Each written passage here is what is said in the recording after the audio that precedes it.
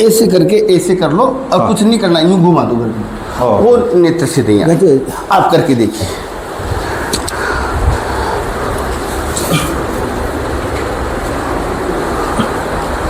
ಏನಪ್ಪ ಅಂತಂದರೆ ಚತುರ್ಮುಖನ ಶಿವನ ಒಂದು ಮೂರ್ತಿಯನ್ನು ಆಗ್ತಂದು ನಮಗೆ ನೋಡಲು ಸಿಗುತ್ತದೆ. ನೋಡಿ ಎಷ್ಟು ಒಂದು ಅದ್ಭುತವಾಗಿ ನಿರ್ಮಾಣ ಮಾಡಿರ್ತಕ್ಕಂಥ ಚತುರ್ಮುಖ ಶಿವನ ಒಂದು 7ನೇ ಶತಮಾನದಲ್ಲಿ ನಿರ್ಮಾಣವಾಗಿರ್ತಕ್ಕಂಥ ಅಂದ್ರೆ ಸರಿಸುಮಾರು 1250ರಿಂದ 1300 ವರ್ಷಗಳ ಹಿಂದೆ ನಿರ್ಮಾಣವಾಗಿರ್ತಕ್ಕಂಥ ಕಂಸ ಶಿವನ ಒಂದು ದರ್ಶನವನ್ನು ನೀವೇನ್ ಮಾಡಬಹುದು ಅಂತಂದ್ರೆ ದರ್ಶನ ಸಂದರ್ಶನ ಈ ಒಂದು ಯೂಟ್ಯೂಬ್ ಚಾನಲ್ पीढ़ी पहले का राजा दुष्यंत, उसका भरत पुत्र हुआ, उसका शांतुन, शांतुन का भीष्म, भीष्म का फिर कौरव पांडव. ಕಣ್ವ ಮಹರ್ಷಿಗಳ ವಾಸಸ್ಥಾನವಾಗಿತ್ತು. ಅಂದ್ರೆ ಕಣ್ವ ಮಹರ್ಷಿಗಳು ನಿಮಗೆ ಗೊತ್ತು ಈ ಒಂದು ಸ್ಥಾನದಲ್ಲೇ ವಾಸ ಮಾಡಿರೋದು. ಇನ್ನು ವಿಶೇಷತೆ ಏನಿದೆ ಅಂತಂದ್ರೆ ಶಕುಂತಲೆಯು ವಾಸ ಮಾಡಿರ್ತಕ್ಕಂಥ ಒಂದು ಸ್ಥಳ ಹಾಗೂ ದುಷ್ಯಂತ ಮಹಾರಾಜನ ಶಕುಂತಲೆಯನ್ನು ಮದುವೆ ಆಗಿರ್ತಕ್ಕಂಥ ಸ್ಥಳ ಅಂತ ಏನ್ ಮಾಡ್ತಾರೆ ನಮಗೆ ಇತಿಹಾಸ ಮತ್ತು ಪುರಾಣದಿಂದ ತಿಳಿದು ಬರುತ್ತೆ. साकार मूर्ति, उस साकार निराकार को प्रणाम करना, ये विशेषता है.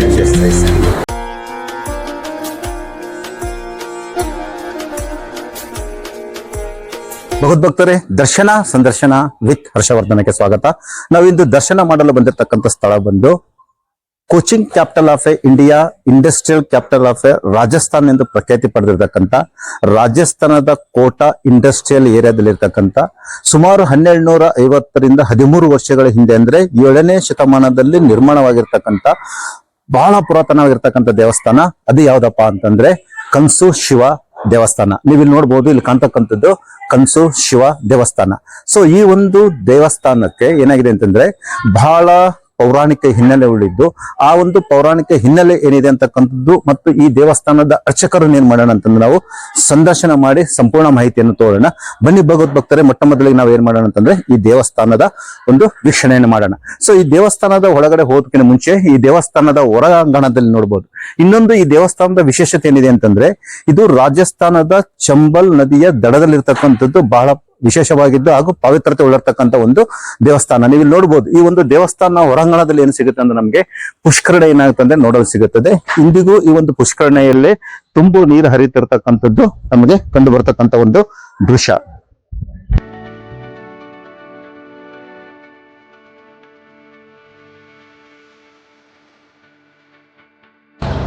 ಇಲ್ಲಿ ನೋಡಬಹುದು ಭಕ್ತರೇ, ಎಷ್ಟು ವಿಶಾಲವಾದ ಒಂದು ಪ್ರಾಂಗಣ ಮತ್ತು ಆವರಣ ಈ ಒಂದು ದೇವಸ್ಥಾನದಲ್ಲಿದೆ. ಈ ದೇವಸ್ಥಾನದ ಒಳಗಡೆ ಬಂದ ತಕ್ಷಣ ನೀವು ಈ ಕಟ್ಟಡವನ್ನು ನೋಡಿದ್ರೆ ಗೊತ್ತಾಗುತ್ತೆ ಇದು ಬಹಳ ಪುರಾತನವಾಗಿರ್ತಕ್ಕಂಥ ಒಂದು ದೇವಸ್ಥಾನವೆಂದು. ಭಗವದ್ಭಕ್ತರು, ಈ ದೇವಸ್ಥಾನದ ಆವರಣದಲ್ಲಿ ಒಂದು ವಿಶೇಷವಾದ ಏನಾಗಿದೆ ಅಂದ್ರೆ ಶಿವನ ಒಂದು ಮೂರ್ತಿಯನ್ನು ನಮಗೆ ನೋಡಲು ಸಿಗುತ್ತದೆ. ಅದು ಯಾವುದಪ್ಪ ಅಂತಂದ್ರೆ ಚತುರ್ಮುಖ ಶಿವ. ನೀವು ಇಲ್ಲಿ ನೋಡ್ಬೋದು, ಇಲ್ಲಿ ಕಾಣ್ತಕ್ಕಂಥದ್ದು ಏನಪ್ಪಾ ಅಂತಂದ್ರೆ ಚತುರ್ಮುಖನ ಶಿವನ ಒಂದು ಮೂರ್ತಿಯನ್ನು ನಮಗೆ ನೋಡಲು ಸಿಗುತ್ತದೆ. ನೋಡಿ ಎಷ್ಟು ಒಂದು ಅದ್ಭುತವಾಗಿ ನಿರ್ಮಾಣ ಮಾಡಿರ್ತಕ್ಕಂಥ ಚತುರ್ಮುಖ ಶಿವನ ಒಂದು ಮೂರ್ತಿಯ ದರ್ಶನವನ್ನು ನೀವು ದರ್ಶನ ಸಂದರ್ಶನ ಈ ಒಂದು ಯೂಟ್ಯೂಬ್ ಚಾನಲಲ್ಲಿ ಮಾಡ್ಬೋದು. ಚತುರ್ಮುಖ ಶಿವ ಅಷ್ಟೇ ಅಲ್ಲದೆ ಈ ಆವರಣದಲ್ಲಿ ಸಾಕಷ್ಟು ಶಿವಲಿಂಗಗಳು ಪ್ರತಿಷ್ಠಾಪನೆ ಮಾಡೋದೇನಾಗುತ್ತೆ ನಮಗೆ ಸಿಗುತ್ತದೆ. ಬಹಳ ವಿಶಾಲವಾದ ಈ ಒಂದು ಆವರಣದಲ್ಲಿ ನೀವು ನೋಡ್ಬೋದು, ಇಲ್ಲಿ ಶಿವಲಿಂಗಗಳ ಒಂದು ಪ್ರತಿಷ್ಠಾಪನೆ ಮಾಡಿರ್ತಕ್ಕಂಥದ್ದು ಸಿಗುತ್ತದೆ. ಇಲ್ಲಿ ಒಂದು ಶಿವಲಿಂಗ ಇದೆ. ಇಲ್ಲೂ ಸಮೇತ ಏನಾಗಿದೆ ಅಂದರೆ ಚತುರ್ಮುಖ ಇರೋದು ನಮಗೇನಾಗ್ತಂದ್ರೆ ಗೋಚರಿಸ್ತದೆ. ನೋಡ್ಬೋದು, ವಿಶಾಲವಾದ ಆವರಣ. ಈ ಒಂದು ಕಟ್ಟಡ ನೋಡಿದ್ರೆ ಗೊತ್ತಾಗುತ್ತೆ ನಮಗೆ ಇದು ಬಹಳ ಪುರಾತನವಾಗಿರ್ತಕ್ಕಂಥ ಒಂದು ದೇವಸ್ಥಾನ. ಅಷ್ಟೇ ಅಲ್ಲದೆ ಇದು ಭಾರತ ಪುರಾತತ್ವ ಇಲಾಖೆ ಅಡಿಯಲ್ಲಿ ಬರೋದರಿಂದ ಕಾಲಕ್ಕೆ ಇದನ್ನು ಜೀರ್ಣೋದ್ಧಾರ ಮಾಡಿ ಆ ಒಂದು ಕಟ್ಟಡವನ್ನು ಸುರಕ್ಷಿತವಾಗಿ ಉಳಿಸಿಕೊಂಡು ಬಂದಿರತಕ್ಕಂಥದ್ದು. ಈ ಒಂದು ಕಟ್ಟಡವನ್ನು ನೋಡಿದ್ರೆ ಏನಾಗುತ್ತೆ ನಮಗೆ ತಿಳಿದು ಬರುತ್ತದೆ. ಹಾಗೆ ನೀವು ಈ ದೇವಸ್ಥಾನದ ಆವರಣವನ್ನು ವೀಕ್ಷಣೆ ಮಾಡಬಹುದು. ಅಷ್ಟೇ, ಬಹಳ ಚೊಕ್ಕವಾಗಿ ಸುಂದರವಾಗಿರ್ತಕ್ಕಂಥ ಒಂದು ದೇವಸ್ಥಾನ ಆವರಣ. ಅಷ್ಟೇ ಅಲ್ಲದೆ ಇದನ್ನು ಸ್ವಚ್ಛವಾಗಿ ಇಟ್ಟುಕೊಂಡಿರ್ತಕ್ಕಂಥದ್ದು ಭಾಳ ವಿಶೇಷ ಅನಿಸುತ್ತೆ. ಸೊ ಹೀಗೆ ನಾವು ಈ ದೇವಸ್ಥಾನದ ಆವರಣದೊಳಗೆ ಬಂದಾಗ ಇಲ್ಲಿ ನಮಗೆ ಮಂಟಪಗಳು ಏನಾಗುತ್ತಂದರೆ ನೋಡಲು ಸಿಗುತ್ತದೆ.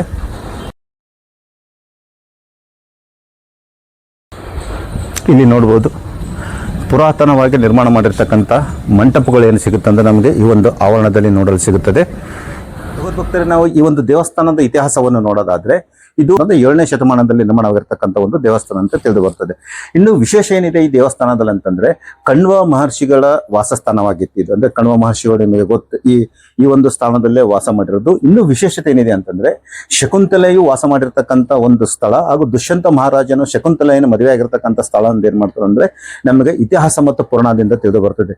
ಅಷ್ಟೇ ಅಲ್ಲದೆ ದುಷ್ಯಂತ ಮತ್ತು ಶಕುಂತಲೆಯ ಮಗನಾದ ಭರತ ಚಕ್ರವರ್ತಿಯು ಜನ್ಮ ಮಾಡಿದ ಸ್ಥಳ ಅಂತ ಏನ್ ಮಾಡ್ತಾರೆ ನಮಗೆ ಪುರಾಣಗಳಿಂದ ತಿಳಿದು ಬರ್ತಂದ್ರೆ ಆ ಭರತ ಚಕ್ರವರ್ತಿಯಿಂದನೇ ನಮ್ಮ ದೇಶಕ್ಕೆ ಏನಂತಂದ್ರೆ ಭಾರತ ದೇಶ ಅಂತೇಳಿ ನಮಗೆ ಹೆಸರು ಬಂದಿರೋದು. ಅಷ್ಟೇ ಅಲ್ಲದೆ ಪಾಂಡವರು ವನವಾಸಕ್ಕೆ ಹೋಗಬೇಕಾದರೆ ಈ ಸ್ಥಳದಲ್ಲಿ ತಂಗಿದ್ದರು ಅಂತಕ್ಕಂಥದ್ದು ಏನಾಗ್ತದೆ ನಮಗೆ ಇತಿಹಾಸದಿಂದ ತಿಳಿದು ಬರ್ತದೆ. ಬನ್ನಿ ಭಗವದ್ಭಕ್ತರೇ, ನಾವು ಬಹಳ ಪುರಾತನವಾಗಿರ್ತಕ್ಕಂಥ ಕಂಸ ಶಿವನ ದರ್ಶನವನ್ನು ಮಾಡೋಣ. ಬನ್ನಿ ಭಕ್ತರೇ.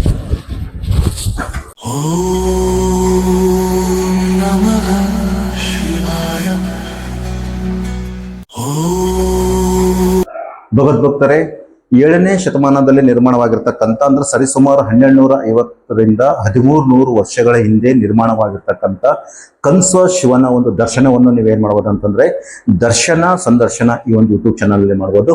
ಈ ಶಿವನ ದರ್ಶನವನ್ನು ಮಾಡೋದಕ್ಕಿಂತ ಮುಂಚೆ ದಯವಿಟ್ಟು ಈ ಚಾನಲ್ ಅನ್ನು ಲೈಕ್ ಮಾಡಿ, ಶೇರ್ ಮಾಡಿ, ಸಬ್ಸ್ಕ್ರೈಬ್ ಮಾಡಿ, ಕೆಳಗಡೆ ಕೊಟ್ಟಿರ್ತಕ್ಕಂಥ ಬೆಲ್ ಐಕನ್ ಅನ್ನು ಒತ್ತೋದ್ರ ಮುಖಾಂತರ ಮುಂಬರುವ ವಿಡಿಯೋಗಳ ನೋಟಿಫಿಕೇಶನ್ ಏನಾಗ್ತದೆ ನಿಮಗೆ ಸಿಗುತ್ತದೆ. ನೋಡಿ ಭಗವದ್ಭಕ್ತರು ನೀವು ಏನ್ ಮಾಡ್ಬೋದು ಅಂತಂದ್ರೆ 7ನೇ ಶತಮಾನದಲ್ಲಿ ನಿರ್ಮಾಣವಾದಂಥ ಪುರಾತನವಾಗಿರ್ತಕ್ಕಂಥ ಕಂಸ ಶಿವನ ಒಂದು ದರ್ಶನವನ್ನು ನೀವು ಮಾಡಬಹುದು.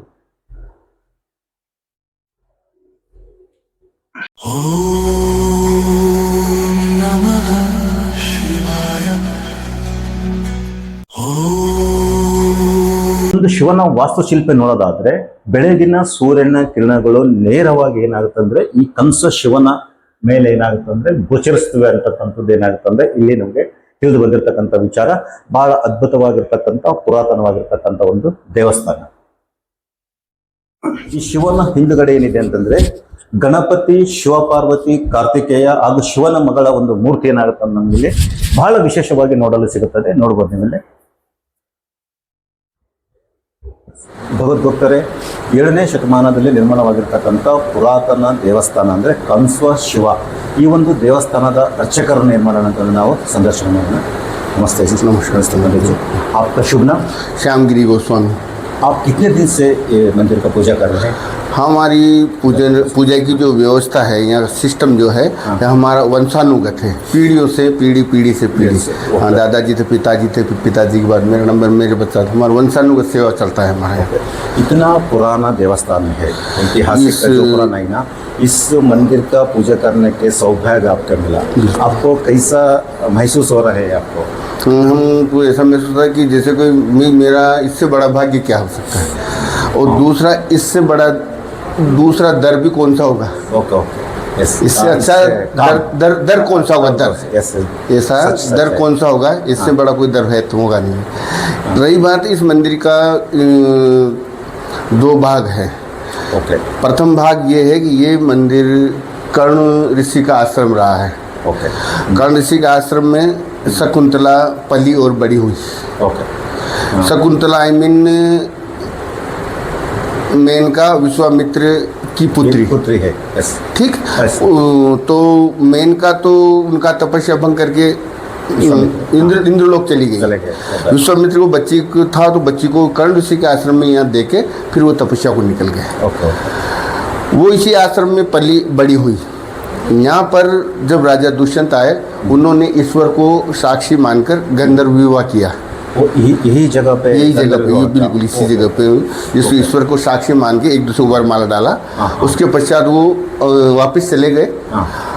उनके बाद जब वो उस स्थिति में कर्ण ऋषि यहाँ नहीं थे, उनकी अनुपस्थिति में ये कार्य हुआ। पर उनकी याद में वो शकुंतला थोड़ा उदास रहा करती थी।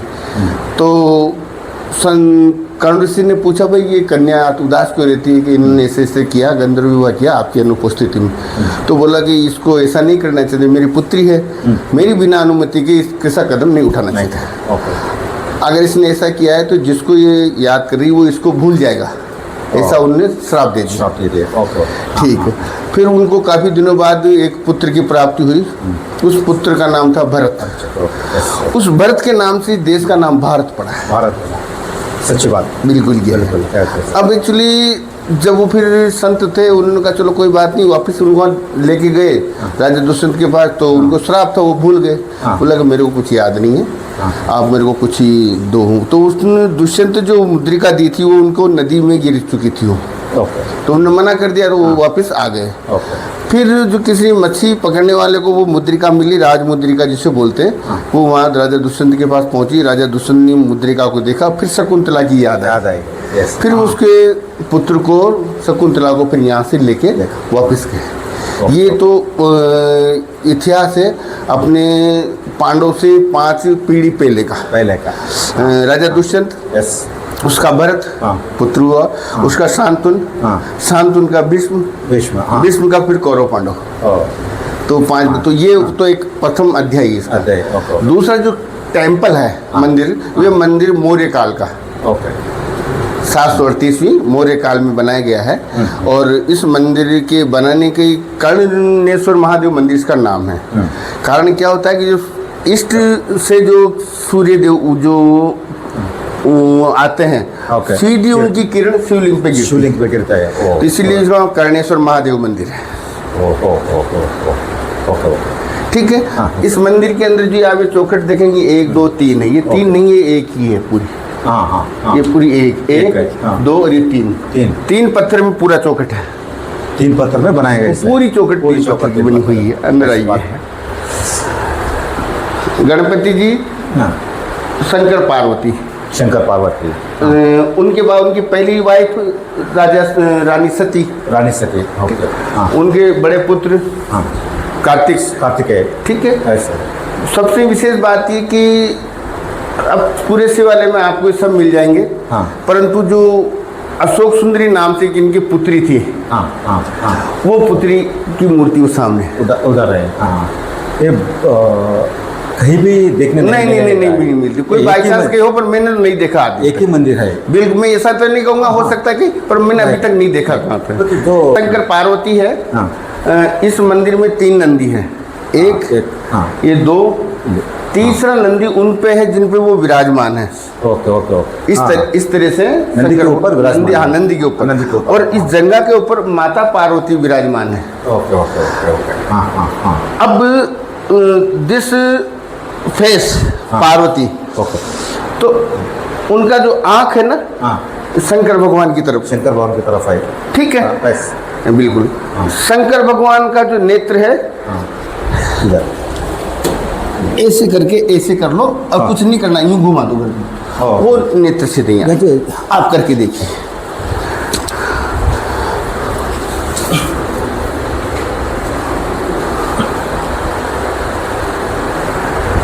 इनका शंकर भगवान का नेत्र देखो, सीधा इधर पड़ता है। जो हम देख, यानी साकार निराकार को प्रणाम कर रहा है। साकार निराकार को प्रणाम कर रहा है। ये पहले ये शिव यानी निराकार। इसका कोई स्वरूप, कोई आकार नहीं है। ये प्रथम ये है। तो इनके बाद वो साकार मूर्ति, उस साकार निराकार को प्रणाम कर रहा है। ये विशेषता है। जो भरत चक्रवर्ती का जन्म इसी स्थल में हुआ, स्थान पे हुआ, यही स्थान पे हुआ। इसी के भरत के नाम से देश का नाम भारत जाना जाता है। बिल्कुल। हमारे पास इतिहास में ही, किताबों में ही, सब जगह जाता है। आप इस कंसो शिव मंदिर का इतिहास का जो आप बताए ना, आपको हमारा तरफ से धन्यवाद। बहुत ನಾನು ಇಲ್ಲಿಗೆ ಈ ಸಂಚಿಕೆಯನ್ನು ಮುಗಿಸ್ತೇನೆ. ಲೋಕ ಸಮಸ್ತ ಸುಖಿನೋ ಭವಂತು.